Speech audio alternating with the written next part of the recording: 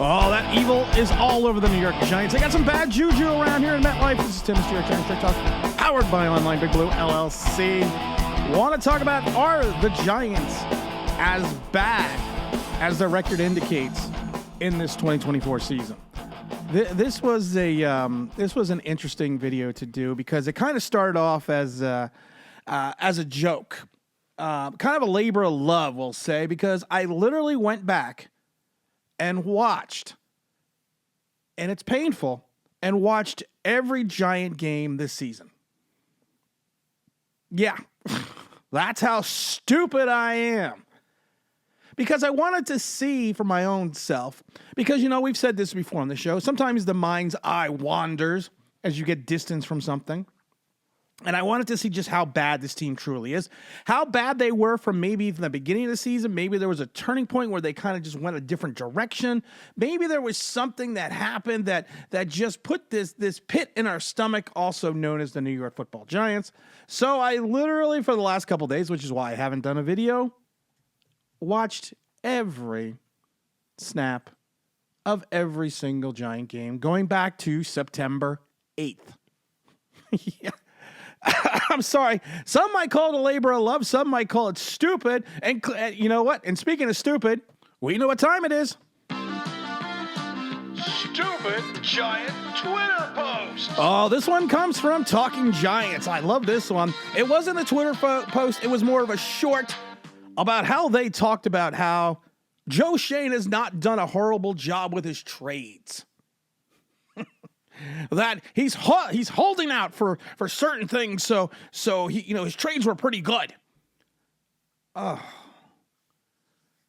I want to know what love is. I want you to show me. I just had to sing because you traded for Darren Waller. You traded for Brian Burns, which is you gave up the 39th pick, a 2025 fifth-round selection, and agreed to swap fifth-rounders this year. Giants getting 166, Carolina getting 141. Yeah. And Brian Burns' production, combined with his other ghost brother, has really paid off for the New York Football Giants. And then we just happened to give him $120 million. And then we just sent a bunch of assets over to get the likes of Darren Waller. You know, that really worked out. Then he talks about how he got a 2 and a 5 for King of the almost sack. Yeah, we traded Leonard Williams because of the fact that we didn't have any money to sign a quarterback. And then at the end of the day, Leonard Williams just returned another. It's always the former Giants. It just seems to wreak havoc. He had a 97-yard interception. He's been playing well in Seattle. But hey, you know what? Joe Schoen, he hasn't done a lot of things good, but his trades have been great. Oh, dear Lord. Great balls of fire. So I started with the September 8th game and went all the way to November 28th. And I watched plays, and I charted plays. And I took a selection of players, and what I did is I invented a new stat, and I referred to it as negative play ratio. And these are the negative plays against these players' positive plays. Now, like I said, this took a little while to do because I literally, you know what's funny? I couldn't sleep the other night. And I tape all the Giant games. Not tape. That's how old I am. I DVR all the Giant games. So I just started watching because I was at the Vikings game. So I started watching the Vikings game. And I was like, okay. You know, maybe it wasn't as bad as we thought because we were drinking the mimosas in the suite. No, it was as bad as I thought. So then I just kind of ran through that game. And then as I was going through the game, I was charting certain players. Like Micah McFadden, Bobby Okerere, Malik Neighbors, Dexter Lawrence, to say a few. And I was kind of surprised in reference to the rest of the league and other players. And we're going to talk about some comparisons about how many negative plays or negative play ratios the New York Giants have compared to other teams. And I thought I thought it was really interesting because everyone talks about Malik Neighbors and what a great year he's having. He's on target for 105 catches. He's got 75 right now. Well, when I started charting his plays, and his plays short of first downs, his plays where there's drops, his plays where he didn't get any yak. It was weird to look at because it came out to be a 38% negative play ratio. And these were negative plays in reference, like I said, to drops, to not getting to the first down marker, to not, to not having the ability to get yardage. And when I was charting the plays, I said to myself, well, that can't be right. And then I went back and started looking at Giant stats. And I found it interesting that Malik Neighbors has, out of his 75 catches, he has 40 first downs. You think that's great. I was like, wow, that's great. That's a good number. Then I started going around looking at the other rookies. I just pulled up Brian Thomas Jr. out of Jacksonville, who has just as many quarterback issues that we had with Daniel Jones. Because if you take a look statistically at what Daniel Jones did and what Trevor Lawrence did, they're eerily similar. And now he's got Mac Jones under center. He's got like 46 receptions. And I said, okay, well, that means he's got like 20 first downs. No, he has 30. So for someone that has almost 40% less catches than Malik Neighbors, he only has 10%. I mean, he only has 10. Excuse me. He only has 10 less first downs. And like I said, if you go to Malik's success rate in reference to catching the ball, it's only 52.6, and his longest is only 39. And you're looking at a yak of like 3 yards. And if you watch the way he plays, he's played 742 plays, and he's also fumbled once. If you watch the way he plays, and if you watch the way he facilitates certain plays, yes, he had to make circus catches, which you take into consideration, but there were also easy catches that he either hit him in the breadbasket or hit him in the hands that he either dropped, had issues corralling, or did not have the ability to produce any positive yardage besides the catch. And like I said, there was almost a 38% negative play ratio for a guy that we have listed as having one of the greatest seasons, one of the greatest wide receiver seasons ever by a Giant. And then I took a look at Bobby Okerere, because Bobby Okerere, to me, like I said, he seems to be suffering from what I like to refer to as the Blake Martinez year 2 syndrome, where he's kind of dropped off the map a little bit. And it was interesting because when I charted his play for his 12 games, and some of them really came to light. Some of his big tackle games, like against the Commanders and a couple other teams, you would think, well, he's having a great game. He's doing awesome. He's doing fantastic. But he had a negative play ratio. Now, these are giving up first downs, giving up receptions, missing tackles. He had a negative play ratio for these 12 games, almost 42%. And I said, well, Tim, that can't be right. That can't be right, Tim. You're not. I love it because I doubt myself. You're looking at things all wrong.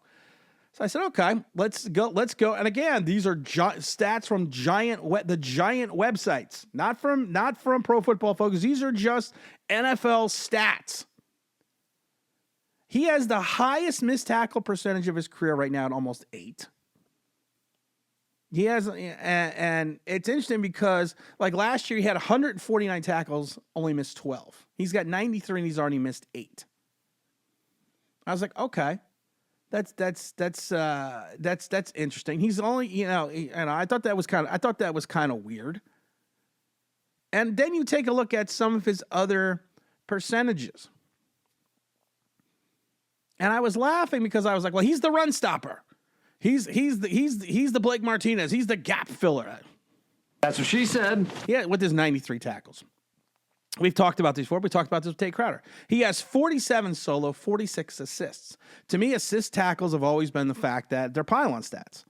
A lot of times you get an assist just from jumping on the pile. We've said it before. We've said it a million times. A good linebacker, especially an inside linebacker, is going to have a lot more solo tackles because if they're leading the point of the attack, they're going to have a lot more solo tackles than they are going to have assists. And if you take a look at his career, Bobby Okerere, last year, 92 tackles solo to 57, 99 the year before to 52, 89 to 43, 57 to 15, 48 to 17. This is the first year he's almost even. So he's literally has 47 solo to 46 assists. So in other words, he is not preventing first downs. He has missed, and like I said, I'm not my numbers are not going to always be 100% because you probably missed a play here and there. But I tracked and tabulated that he missed on plays when referenced that he was stopping for first downs. He missed almost 44% of the time. He failed 44% of the time to prevent a first down. And I was like, well, Tim, these stats can't be right. And this is the guy that's playing in 97% of the snap counts. And he's supposed to be our Blake Martinez. He's supposed to be our run stopper. He's supposed to be that guy that's mopping up behind, the Ghost Brothers who can't play the run. We know that exponentially. And I thought that was another weird stat. And then I was like, well, let's look at Mr. McFadden, his running partner. Let's add him. 6'3", 232 pounds out of Indiana. The guy that everyone loves. The guy, people say he's like shit. He's all over the field. I'm going to grab some Black Rifle coffee. Well, Mr. McFadden played in 11 games. And I've said this before. I find it interesting that he also had, in those 12 games, even outside some of the games that he had a large tackle percentage, he has almost a 41% negative play ratio. And again, that's in reference to not being able to cover, not making stops on the tackles, things such as that. He's got, and it was interesting, a lot of his plays, and we know this to be for a fact, a lot of his plays or his negative play percentages came off of passing. So once again, we pull up the stats. Again, these are NFL stats. So people are saying, you're just using Pro Football Focus. No, these are NFL stats, idiots. Excuse me.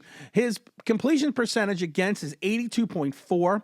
His average yards per completion is 9. He's giving up 253 yards in the air with a passer rating against him of 107.5. And it's dumbfounding if you take a look at the number of negative plays he has in the air. It's crazy. And you take a look at and I always love this stat. It's total air yards on completion. He has 102. The ball travels 102 yards in the air against him. So they're making these completions pretty far downfield a little bit. And I laugh because you're like, okay, well, you see this guy. The guy's playing 73% of the snaps. You see he's got a large negative play ratio. And again, I like I said, to check myself, I was like, well, he's also whiffed on numerous stops. I believe he's almost at 40. I think it was 44 point something percent in reference to not being able to giving up the first downs. On running plays. And I went and looked again. I was like, okay, let's take a look at his stats. He's got 80 total tackles. And again, we've talked about this before. Look at his 101 last year. 63 were solo, 38 were assists. So again, he was leading the attack. He was leading the attack by making the solo tackles. This year, he's 42 solo, 38 assists. So which tells me the ball carriers are getting downfield. And we know they are because we watch it every week. The ball carriers are getting downfield with no trouble whatsoever. And we are not making the attacks. We are not making the tackles at the point of contact. I was like, huh. And I was like, well, okay, let's go. I'm hitting like Wednesday night. So I'm getting a little punchy. I'm getting a little punchy now because of the fact that I'm watching all these games. So I was like, well, let's take a look at our fair plays. What about Brian Burns? And Brian Burns, who we gave up the draft capital for, who we gave $122 million for, who is going to be that run stopper, who's going to be that main sack artist, who's going to be dancing all over the place. And it was interesting because he was also at a negative play ratio of almost 47%, which means those are plays that he did not win his pass rushing assignment, that he allowed for a first down, that he basically, just bad plays in general. Now, this is a guy that plays 84% of the snaps. And let's see, he's played 84% of snaps. He's in 12 games. He's got 6 sacks. Okay, one of the interesting things that I found was, and it was very limited, and I didn't know how limited it was until I looked at it. He actually seemed to be doing very well in pass coverage, and I thought it was funny because I think I had marked down like he had like, I think it was only 5 targets and only 1 completion. But then I looked on the website and he had 3 targets and 1 completion. So he actually has played well enough in reference to that. But what I did find interesting is our defensive end misses tackles about 7.5% of the time. And his numbers of first downs allowed on his side of the line was astronomical. And those are plays going for big runs. Those were plays going for big percentages. And this is a guy that's played in 635% of the snaps. And one of and a lot of it has to do with Kayvon Thibodeaux being out on the other side. One of the things I found interesting, the largest amount of first downs on the defensive line when they were, against the defensive line, if you count just the defensive line, in other words, that's the ball carrier or the quarterback or the wide receiver getting past the defensive lineman, was on Brian Burns' side. Now, that could also be the fact that there was a large percentage because of the fact that Kayvon Thibodeaux missed a bunch of games. But here's another guy, like I said, that just doesn't seem to be making the positive plays when necessary. And I looked at, like I said, his if you take a look at his pass rush, or I should say his pass rush success, he's not very high at going after the quarterback. And you could see that teams had figured out, and I mean it was disgusting to watch, especially against the Eagle game and a few other games. You could see that they were targeting his side of the line and just running directly at him. And one of the last players I looked at was Kayvon Thibodeaux. And Kayvon Thibodeaux, I think, was an unfair comparison because he's only got 7 games. But I laugh because in those 7 games, now imagine, this is a guy that has played in 7 games. He has, from my estimation, he has a negative play ratio of almost 52.9. And I was like, well, that can't be right. Because these are the plays that, like I said, tackles that he missed, runs that went past him, pass defenses, his pass rush percentage, and the number of first downs given up. He's only got 50. Kayvon Thibodeaux's only got, in 7 games, only has 15 tackles. He's played in 346 snaps, only has 15 tackles. There's something very wrong there. There is something that just does not make sense about that. And with his 2 sacks, his pass rush win ratio was so low that I wasn't even totally able to register it, considering the fact he only has 2 sacks. And now you can play, but you got to remember, people, he's played 7 games. And I look at these things and I kind of cringe because, and maybe people say, well, you're picking on the defense. Well, I'm picking on the defense because of the fact that the defense is supposed to have the best players. The defense is supposed to have all these guys, all these dogs. And I'm just, like I said, I'm just not seeing a lot of this play that that we're talking about getting, and all this play that we're supposedly happening and not happening. And it was interesting because everyone likes to pick on Deonte Banks, because of the fact that he's not having a season comparable to what he had last year. He's not having that season. Well, actually, statistically, his negative play ratio, and I put a little bit more credence on the number of touchdowns that he's given up. His negative play ratio is only, hold on, what is his negative play ratio? 28.9%. He only misses 6.5% of his tackles. He right now, if you compare him to last year, yes, his completion percentage is at 74% compared to 55% last year. 100%. So he's giving up more. He's giving up a yard more and he's given up 2 more touchdowns, and his passer rating against him is 137.3. Now, the problem is this. People are looking at one-on-one coverages. They are not like taking a look at over-the-top safety help. And there's a lot of times that Pinnock and Newman and other players have been behind on getting to the play for Banks and left him on an island. And he's played in 93% of the plays. And if you take a look at, like I said, his tackling is pretty short. I know this is the thing that kills me. He's got 33 solo tackles, only 10 assists, which means when he's there, he's making the stop. And right now in 4 less games, he's got 7 pass defenses to 11 last year.